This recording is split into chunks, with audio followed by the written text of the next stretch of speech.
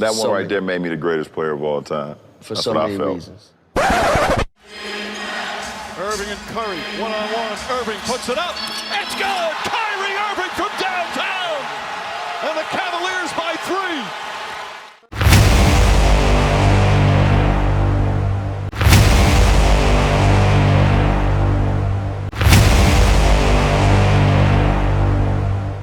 3. One of the most preposterous claims of the LeBron-biased media and the ignorant horde of LeBron stans is that the 2016 championship is the best title ever. Certainly they cannot be referring to the overall strength of the run throughout all of the rounds of the playoffs or the percentage of scoring LeBron accounted for during the run, as we have seen equivalent or better runs in this approximate era. During the 2015-16 playoff run, consisting of 4 rounds and 21 total games for the Cleveland Cavaliers, the cumulative winning percentage during that year's regular season for LeBron's 4 opponents was 67%. During the 21-game playoff run, LeBron accounted for 25.09% of his team's offensive output. For comparison's sake, during the 2000-2001 NBA season, Kobe Bryant faced the exact same win percentage of opponents over 4 rounds, while accounting for a higher percentage of his team's total offensive output. Yet Kobe was determined to have been carried in that championship due to Shaquille O'Neal's presence on those teams.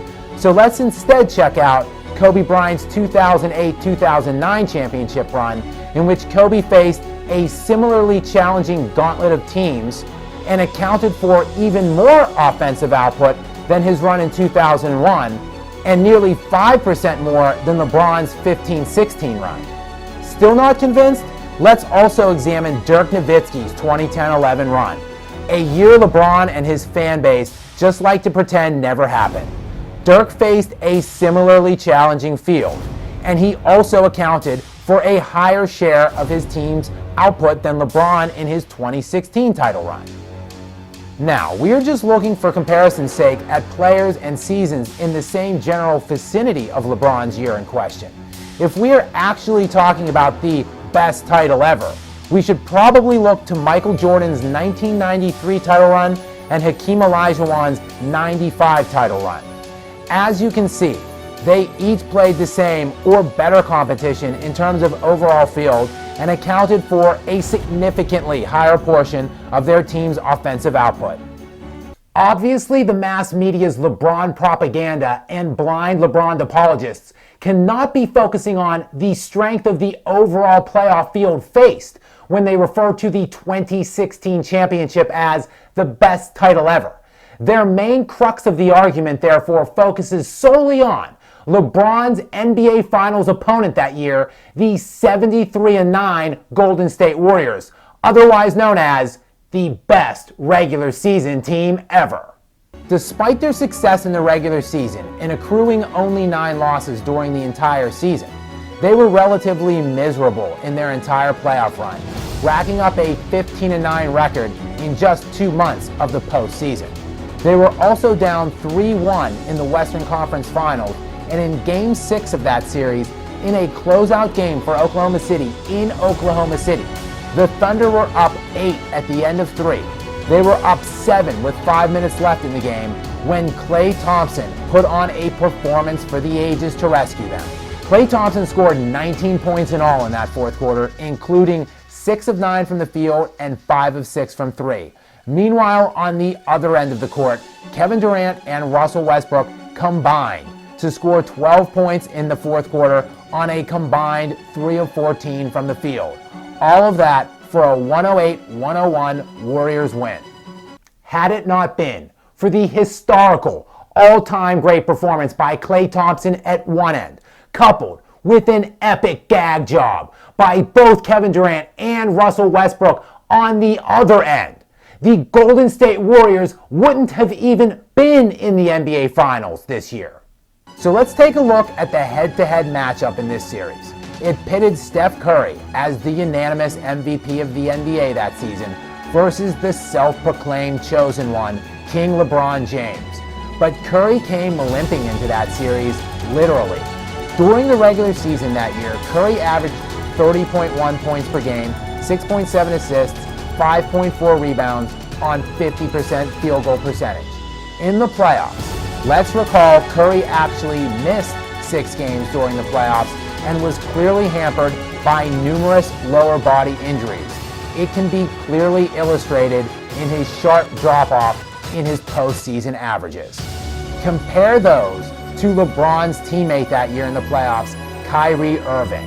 LeBron's second option on his team produced at almost an identical rate as the unanimous league MVP that season, and from a scoring standpoint, stacked up favorably to LeBron himself for the entirety of that season's playoff run. In that 7-game final series, Irving actually outplayed the unanimous MVP Steph Curry head-to-head. Picked up by Steph Curry, 6 to shoot. He's at the right point. He stutter steps. He launches at 3. Hey! Nailed it! 53 seconds to go. Cavaliers 92, Warriors 89. Irving has 26. Oh, what a clutch shot for the fifth-year man out of Duke. So, the greatest ring ever that this clown props himself up as the GOAT on actually saw his own teammate outplay the best player on the other team. But let's also check out the complete amount of supporting cast LeBron had versus Steph Curry. For this, we will examine any player on either team that played 21 minutes or more. There are 5 such players on each team when removing LeBron and Curry from their teams. The top 5 players on the Cavs, other than LeBron, averaged 62 points per game on 46% shooting from the field. Conversely, the top 5 on the Warriors, other than Steph Curry, combined to average 62 points on 44% shooting from the field.